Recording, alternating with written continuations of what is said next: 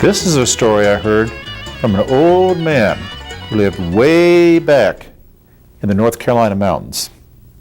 I would go visit him during the summers and help him out with his farm. And then we would sit and relax in the evenings, and he would tell me stories about his life, remarkable stories. I remember one summer evening, we were sitting back on his porch, enjoying the lovely summer evening, when I noticed a birdhouse that I really hadn't noticed before. It's very beautiful, small, painted white, with a red roof and blue trims around the windows. I said to him, "Excuse me, did you build that birdhouse?" And he said to me, "Build it? Why, I used to live in that house." I said, "Now wait a minute. No one could possibly live in a birdhouse, especially one that small." "Well, son, it wasn't always that small, you know. It used to be 2 stories tall. As a matter of fact, me and my hunting dog used to sleep in there one night, and I was going to rent it out to 2 other families." I said, "Now how is that possible?" "Well, son, I'm glad you asked me that. There's a remarkable circumstance behind that. Now, this took place when I was a much younger man. I remember I was out working one day just chopping wood. I was out in the hot sun chopping and chopping and chopping when I decided to put that old axe in the block and take myself a rest. When I looked down and saw a sight that filled me with fear, for there was the deadly, the dreaded, the venomous, diamond-backed water cotton rattler mouth. "A what?" "You heard me, boy. They don't have them in the city, but they used to be all over the place in the old days." Well, I looked at him, and I knew that if that thing even scratched me, I was a goner. But I wasn't going to go quietly. I slowly and carefully reached for that axe and thought maybe I could strike him before he struck at me. But he had the same idea, and we struck at each other simultaneously.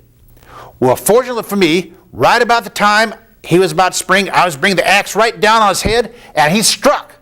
But he hit that axe handle instead of me. Well, I took that old axe handle and just shook it off and threw him flying way off into the bushes. And he was so embarrassed and humiliated that he just slithered off and didn't come back again. Well, I was plenty grateful, I can tell you, and I started to go back to work. I started chopping and chopping when that axe handle started growing heavy in my hand. And it seemed bigger than it had before. And I thought it was just nerves.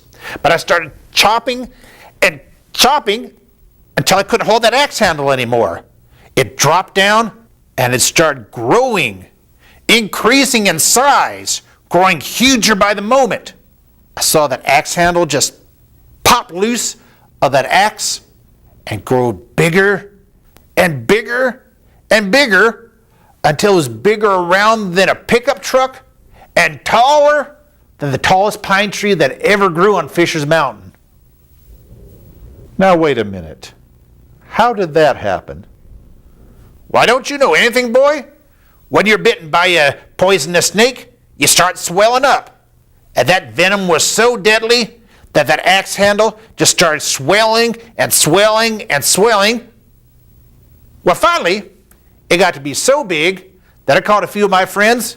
We took it down to the river, floated it on down to the sawmill, and I got 2,500 board feet out of that axe handle and had enough left over to build me a little house.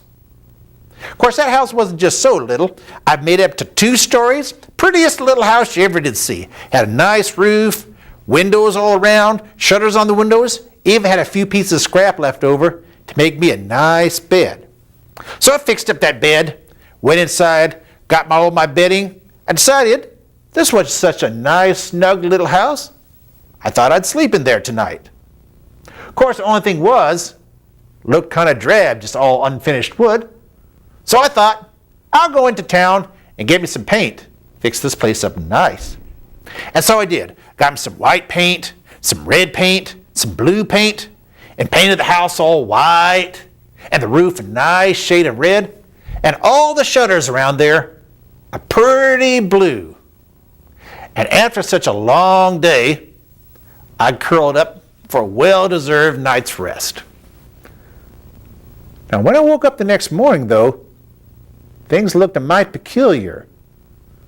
That room was a little smaller than I'd recollected, and that bed was quite a bit more cramped than it had been the night before. And I started hearing this sound. And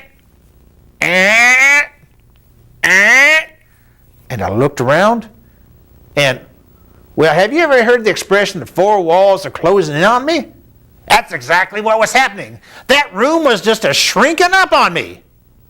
Well, I couldn't stop to ponder this mystery. I just had to run out there as fast as I could before that house just shrank me up and trapped me inside. Well, I ran outside and breathed a prayer of thanks when all of a sudden, oh no, I remembered, my old hunting dog was inside there. I said, "Come here, boy, come here." Well, he was mighty slow in coming out, so I ran inside, I reached inside and grabbed that old dog and pulled him out before that house shrank down finally to the last small size. In fact, it shrank up so quickly that it caught 3 hairs of that dog's tail inside where that little door was. Wow. But how could that house shrink up so much? Why, don't you city boys know anything? Now, back in the old days, when we used to get snake bit, we'd put turpentine on ourselves to draw out the poison. Well, that paint must have had some turpentine in it. And when I painted that whole house, it just drew out all that poison. And since there were no poison left, that house had no reason to expand. It just shrank right back up. Wow. And that's the same birdhouse I see sitting over there. Can I go up to it? No. It's time you went to bed. And so I did. And it was the next summer before I came out to see him again. And I looked all over for that birdhouse, but he said it had been blown down in a storm and got all smashed up. Well, I never did see that birdhouse again, but I've often wondered, if I had been able to get close to it, would I have seen 3 hairs from an old dog's tail caught in that door?